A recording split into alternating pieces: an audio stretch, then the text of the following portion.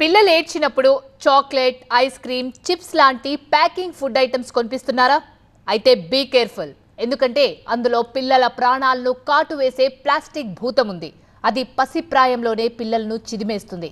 అసలు ప్లాస్టిక్ లో ఉండే కెమికల్స్ వల్ల పిల్లలకు ఎలాంటి ప్రమాదం పొంచి ఉంది? పిల్లల అనారోగ్య సమస్యలకు ప్లాస్టికే కారణమా? వైద్యులు ఏం చెప్తున్నారు? పిల్లలు ఇష్టంగా తినే ఐస్ క్రీమ్ దగ్గర నుంచి చిప్స్ వరకు ప్రతిదీ ప్లాస్టిక్ లోనే ప్యాక్ అయి వస్తాయి. చాలా మంది పేరెంట్స్ పిల్లలకు రంగురంగుల టిఫిన్స్ బాక్సుల్లో లంచ్, స్నాక్స్ పెడుతుంటారు. ఈ ప్లాస్టిక్ పిల్లలకు స్లో పాయిజన్ గా మారుతుందని వైద్యులు హెచ్చరిస్తున్నారు. ఈ ప్లాస్టిక్ వల్ల పిల్లలకు హార్మోన్ల సమస్యలు వస్తాయని వైద్యులు వార్నింగ్ ఇస్తున్నారు. ముఖ్యంగా ఆడపిల్లలు చిన్న వయసులోనే మెచ్యూర్ కావడం లాంటివి జరుగుతుంటాయి. చాలా మంది పిల్లలకు తరచూ దగ్గు, జలుబు వస్తుంటాయి. దీనికి ప్రధాన కారణం ప్లాస్టిక్ లో ప్యాక్ చేసిన ఫుడ్ తీసుకోవడం. అందులో ఉండే కెమికల్స్ వల్ల పిల్లల్లో ఇమ్యూనిటీ సిస్టమ్ దెబ్బతింటుంది. దీంతో పిల్లలకు ఆయాసం రావడం, రన్నింగ్ చేయలేకపోవడం, ఎక్కువ దూరం నడవలేకపోవడం లాంటి సమస్యలతో ఇబ్బంది పడుతుంటారు. ఈ కెమికల్స్ హార్మోన్స్ లాగా పనిచేస్తాయి.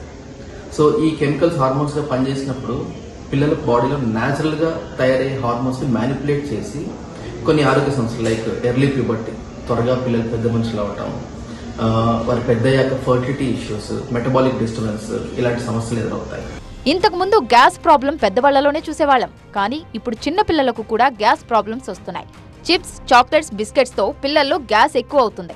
దీనికి తోడు వీటిని ప్లాస్టిక్ ప్యాక్ చేయడం వల్ల, ప్లాస్టిక్ లో ఉండే కెమికల్స్ రియాక్షన్ వల్ల అర్ధరాత్రి పిల్లలు లేచి ఏడవడం, మోషన్స్, వామిటింగ్స్ లాంటి సమస్యలతో ఇబ్బంది పడే ఛాన్స్ ఉందని వైద్యులు చెబుతున్నారు. ప్లాస్టిక్ లో ఉండే కెమికల్స్ వెళ్లి లివర్, కిడ్నీలతో చేరితే 30 ఏళ్లు వచ్చేసరికి లివర్ డ్యామేజ్ అవుతుందని హెచ్చరిస్తున్నారు. చాలా హార్మోనల్ సమస్యలు వచ్చి వాళ్ళలో లెర్నింగ్ డిసెబిలిటీస్ కూడా వస్తాయి. అంటే వాళ్ళు చదువుని సరిగా చదవలేకపోవడము, ఇతర పిల్లలతో బిహేవియరల్లో ఇబ్బందులు రావడము, వాళ్ళ యొక్క గ్రోత్లో ఇబ్బంది రావడం అనేది మోస్ట్ కామన్గా మనం అబ్జర్వ్ చేస్తాం.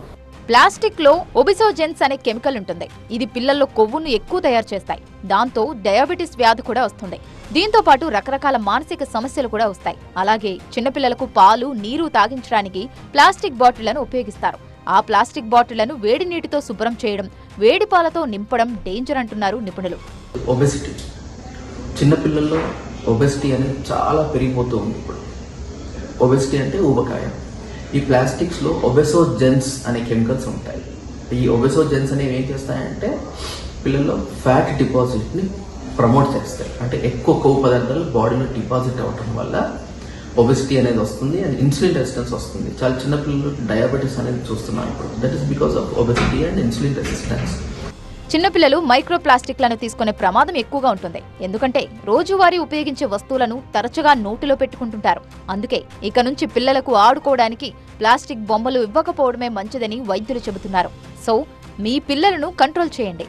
ప్లాస్టిక్ ఫుడ్ నుంచి దూరంగా ఉంచండి. ప్లాస్టిక్ కవర్లలో ఉంచిన పదార్థాలను కానీ, డీప్ ఫ్రిడ్జ్లో ఉన్నటువంటి ఐస్ క్రీమ్ లాంటి పదార్థాలను కానీ తినడం వల్ల పిల్లల్లో తీవ్ర ఆరోగ్య సమస్యలు వస్తాయని వైద్యులు హెచ్చరిస్తున్నారు.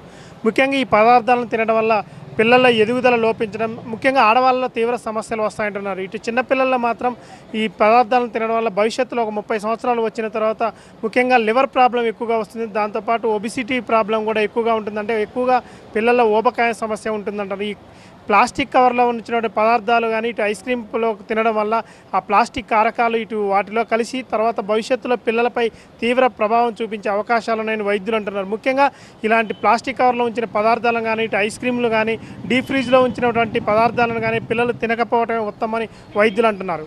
కెమెరా పర్సన్ వెంకటరామతో శ్రీధర్, TV9 హైదరాబాద్.